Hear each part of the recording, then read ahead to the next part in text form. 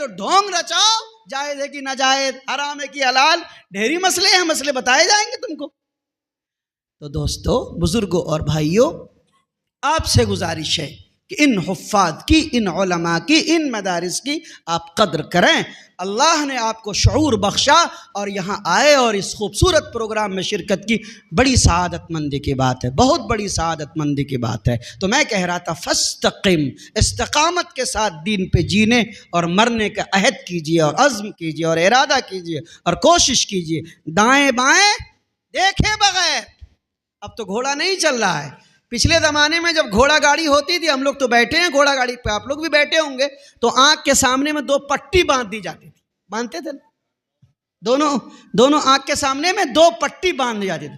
बहुत दिन तक जब मैं बच्चा था और घोड़ा को देखता था तो मैं समझता था कि घोड़ा गाड़ी वाला साला बेवकूफ़ है, उसको 2 बांध दिया, उसके आँख में कोई दिक्कत है, बीमारी है, दिखाई नहीं देता होगा या कुछ और होगा, तो 2 पट्टी लगा दिया। बाद में जब बड़े हुए, शऊर आया, तो लोगों ने बताया कि नहीं, वो घोड़े की आंख की रोशनी को सरपट सीधी समत में बीच सड़क पे रखे और मरकूज करने के लिए 2 पट्टियां बांधी गई हैं। तू दाएं न देख, तू बाएं न देख, तुझको सवारी को लेके चलना है, तू मंजिल को देख, सवारी को लेके चलना है, मंजिल को देख। इसी तरीके से जब मैं ये आयत इमाम साहब अभी कारी साहब पढ़ रहे थे, फस्तक़िम की आयत, तो मुझे वो घोड़े की तस्वीर बार बार जहन में आ रही थी कि हम और आपको भी बहैसियत मोमिन, बहैसियत मुसलमान के आँखों के सामने में पट्टी बांध करके, दिमागों के सामने में पट्टी बांध के,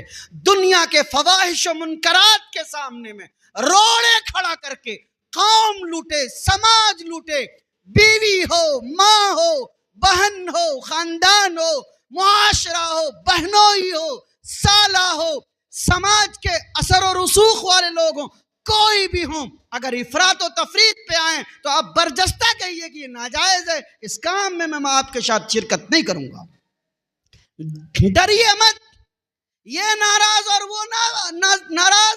शादियों में मुसलमान अब डीजे बजा रहा है। मैं एक मदरसे में था एक दिन, मदरसे के सामने एक लड़के की शादी थी, बहुत तेज आवाज में डीजे बज रहा था। तो मैंने पहले नादिम साहब को कहा कि आप कहिए तो डीजे वो बच्चा रोके।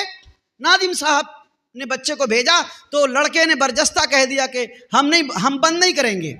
बाद में मैंने कहा कि शायद मेरी कदर करे, मेरी बात माने, तो मैंने 3-4 बच्चे का एक वफद बना के उसकी माँ के पास खबर भेजा।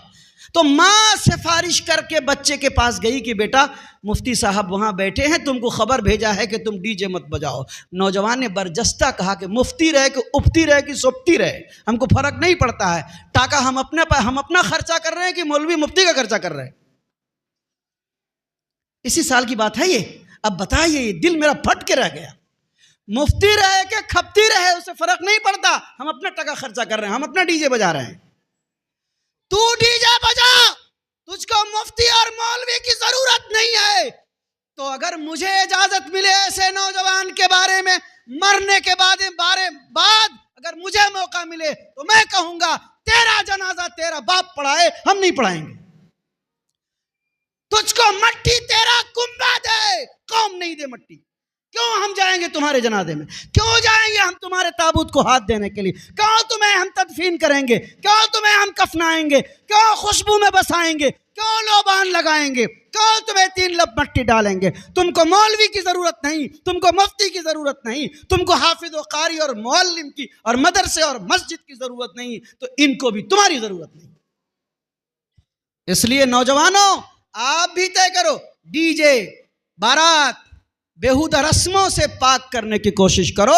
और इन हुफ़्फ़ाज़े किराम का वास्ता देता हूँ, इस्तिक़ामत के साथ रमज़ान आ रहा है, अभी से तैयारी करो, अभी से तैयारी करिए। इस्तक़बाल रमज़ान का भी ये प्रोग्राम है।